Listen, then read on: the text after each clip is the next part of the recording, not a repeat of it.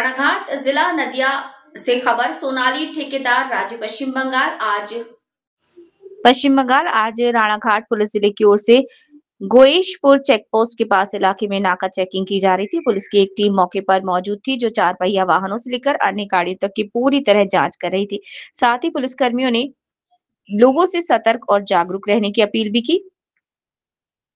इस नाका चेकिंग अभियान में डीएसपी ट्रैफिक संजय कुमार सहित अन्य पुलिस अधिकारी उपस्थित थे। पश्चिम बंगाल के नदिया से सोनाली ठेकेदार की रिपोर्ट। सर আমরা এই মুহূর্তে উপস্থিত হয়েছি চেক পোস্টে। এখানে একটা নাকা চেকিং চলছে।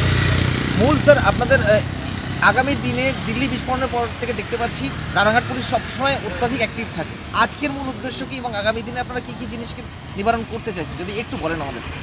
আজকে আমাদের গয়েশপুর চেক পোস্টের কাছে নাকা চেকিং চলছে। এই নাকা চেকিংয়ের মধ্যে আমরা গাড়ির পিছন ব্যাক সাইডটা ডিকির অংশ চেক করি। চেক করার পর তারপরে জিজ্ঞেস করা হয়, দেখা হয় কোনো অবাঞ্ছিত কোনো জিনিস নিয়ে যাচ্ছে না কি না, ঠিক আছে।